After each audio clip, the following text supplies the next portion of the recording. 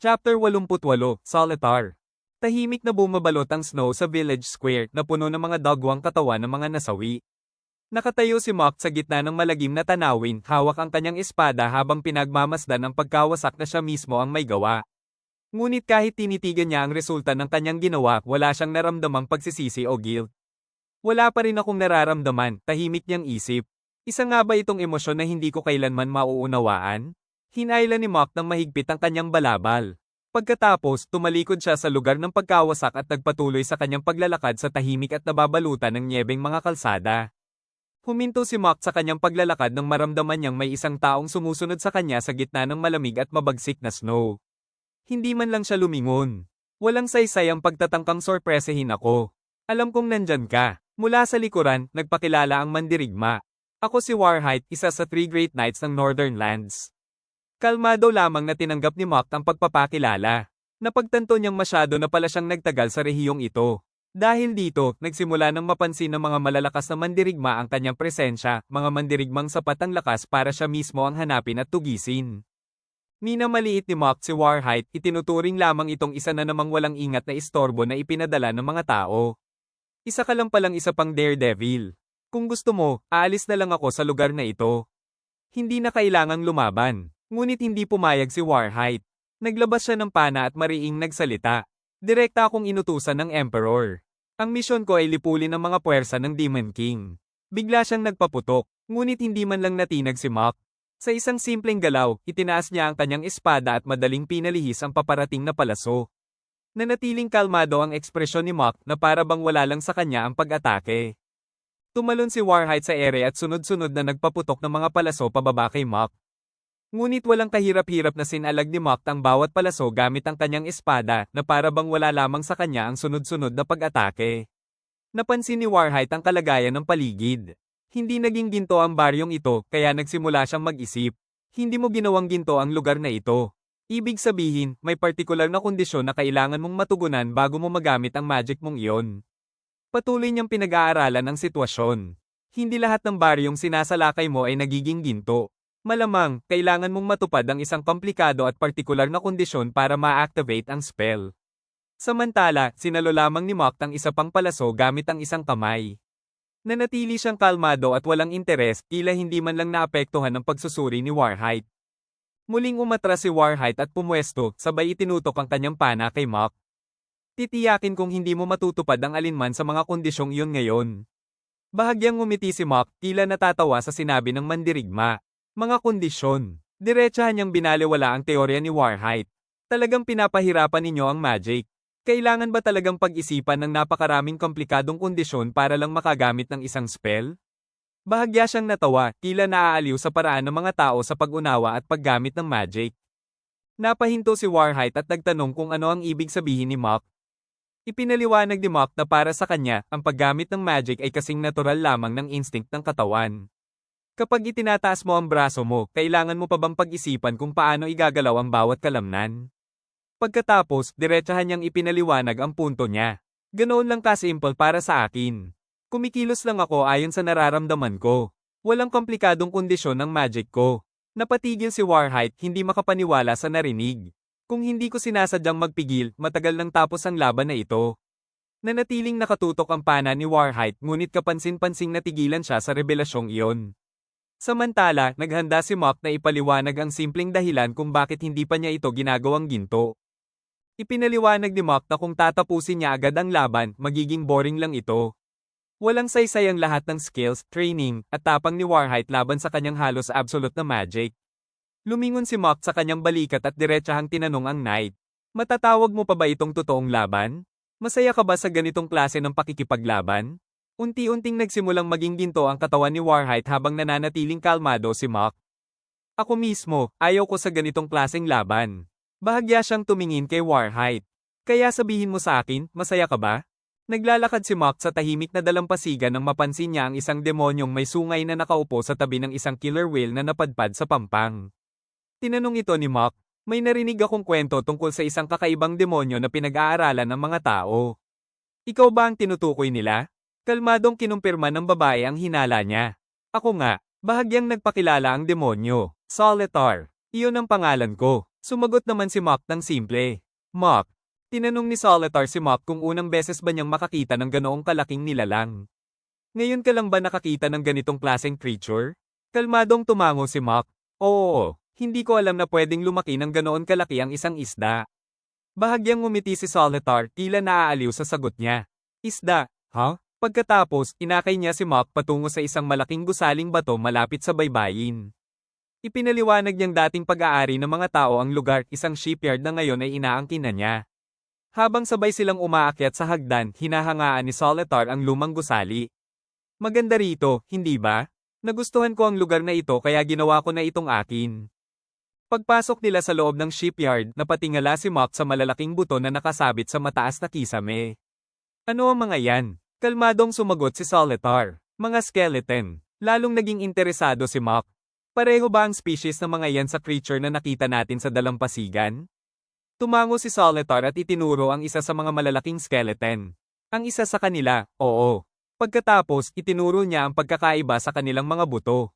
Pero tingnan mong mabuti, magkaiba ng husto ang kanilang skeletal structures. Tinanong ni Solitar si Mok kung narinig na ba niya ang terminong convergent evolution. Umiling si Mok, hindi pa. Ipinaliwanag ni Solitar na ang konseptong iyon ay itinuro sa kanya mismo ng Demon King. Itinuro niya ang mga skeleton na nakasabit sa kisame habang nagpapatuloy sa paliwanag.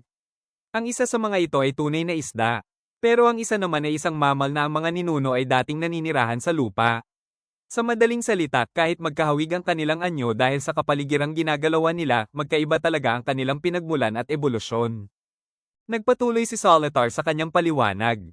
Noong unang panahon, may mga hayop na naninirahan sa lupa na nagsimulang mamuhay sa karagatan. Sa paglipas ng napakahabang panahon, unti-unti silang nag-evolve hanggang sa maging kahawig na sila ng malalaking isda. Namangha siya sa konsepto. Isipin mo, magkaibang-magkaiba ang pinagmulan ng dalawang nilalang pero maaari silang magkaroon ng halos magkaparehong anyo. Nakakatuwa at napaka-interesting, hindi ba? Tahimik na nakinig si Mok habang pinoproseso ang kanyang mga sinabi. Makalipas ang ilang sandali, naupo silang dalawa sa study ni Solitar at uminom ng tsaa.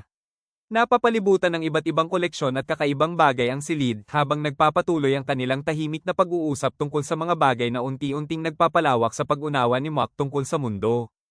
Habang nagiinuman sila ng tsaa, bahagyang pinuna ni Solitar si Mok sa tanong nitong kung bakit walang emosyon tulad ng mali siya at guilt ang mga demonyo. Napakasimple ng sagot. Dapat alam mo na yon simula pa noong ipinanganak ka. Ang tanong mo ay medyo foolish.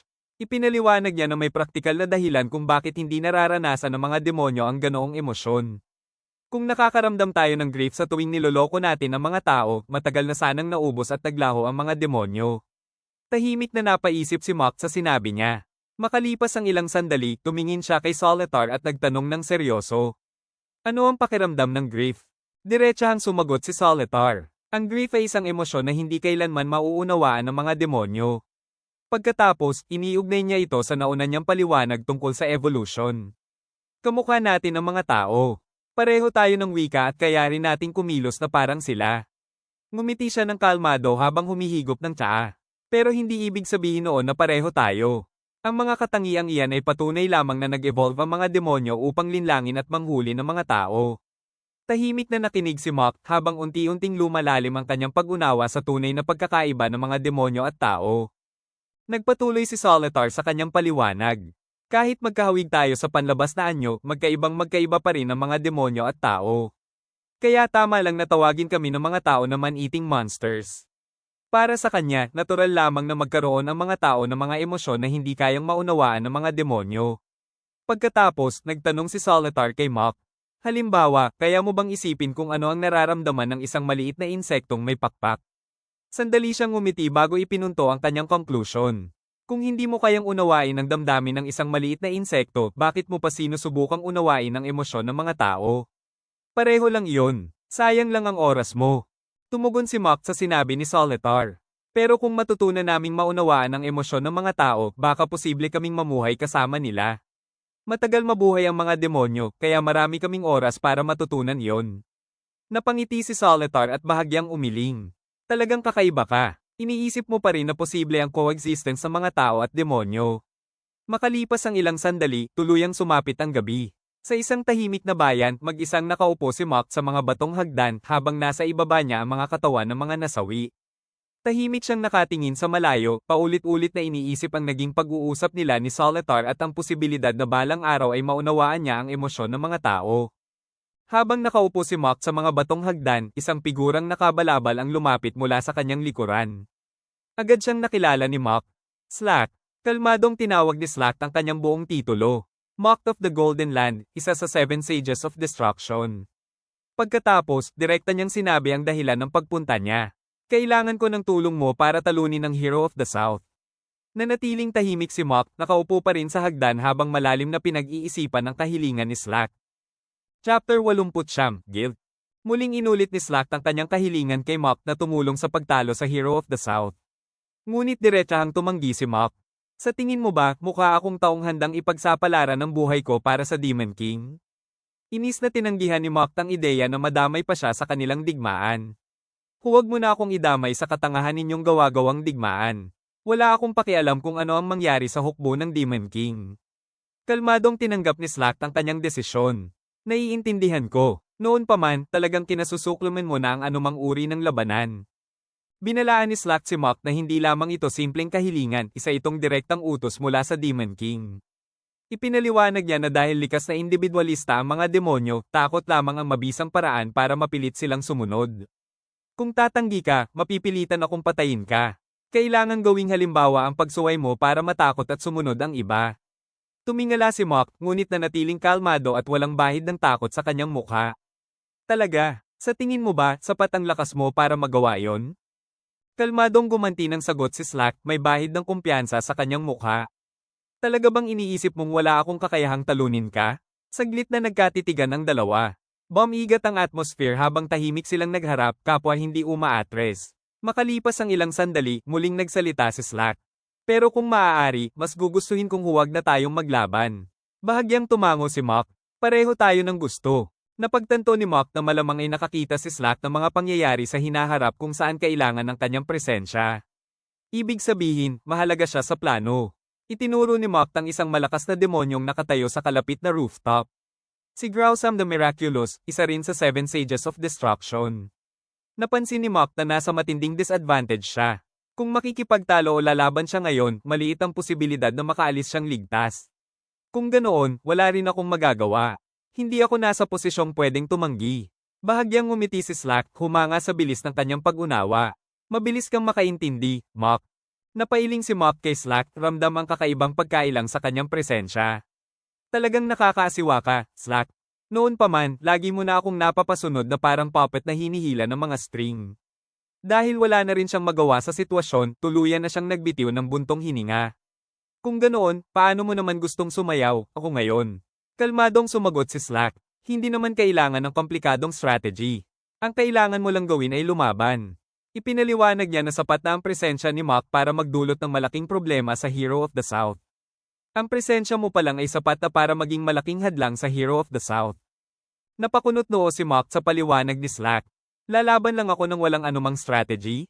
Iyon lang talaga ang kailangan mo sa akin? Kalmadong sumagot si Slack at ipinaliwanag ang kanyang mga nakita sa hinaharap. Maraming beses ko nang nakalaban ng Hero of the South sa mga pangitain ko tungkol sa hinaharap.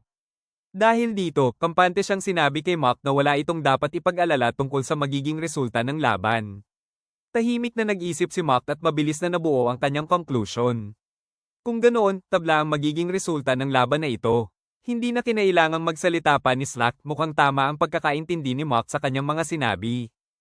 Pinagmasdan ni Mock ang kalmadong ekspresyon ni Slack at napansin ang kakaibang katahimikan nito. Para kang taong handa ng mamatay. Kalmado lamang na sumagot si Slack. Hindi ko malalaman ang magiging resulta kung hindi ko susubukan. Pagkatapos, sinabi niya kay Mock ang isa pang mahalagang kondisyon. May isa pa. Pagkatapos ng misyon, napagkasundoan na si Growsam ang magbubura ng iyong mga alaala. Tahimik na napatingin si Mock kay Slack habang iniisip ang bigat ng sinabi nito. Napatitig si Mock kay Slack, halatang nagtataka sa sinabi nito. Bakit kailangan pang burahin ang mga alaala ko? Kalmadong inilagay ni Slack ang isang kamay sa balikat ni Mock bago ipinaliwanag ang dahilan. Dahil darating ang araw na magkakamali ka at mababasa ni Frieren ang iyong mga alaala. Nanatiling kalmado si Mock habang nakikinig. Alam kong hindi mo karaniwang ginagawa ang ganoong pagkakamali. Pero hindi natin pwedeng ipagsapalaran na makita ni Frieren ang laban natin sa Hero of the South. Tahimik na pinag-isipan ni Mock ang sinabi ni Slack lalo na ang kakaibang pahayag tungkol sa isang hinaharap na hindi pa niya nakikita. Inilahad ni Slack ang mas malaking dahilan sa likod ng lahat. Nasa isang digmaan tayo para sa mismong pag-iral ng mga demonyo.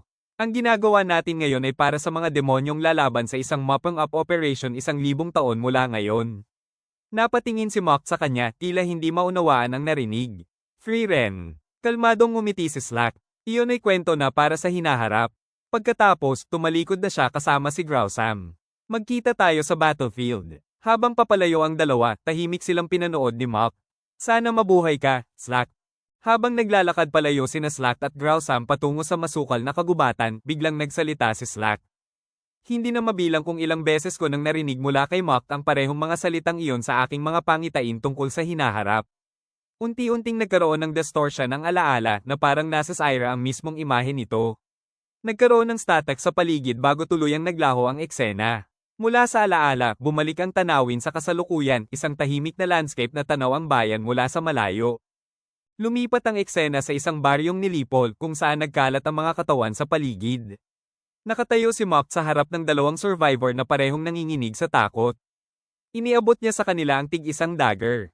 Maglaban kayo hanggang kamatayan. Ang mananalo ay palalampasin ko. Mahigpit na hinawakan ng dalawa ang kanilang mga armas habang dahan-dahan silang humaharap sa isa't isa. Tahimik namang pinagmasdan ni Mock ang dalawa habang sumagi sa kanyang isip ang mga pangyayari sa mga nagdaang taon. Mula nang makilala niya si Slack, napakarami na niyang taong napatay.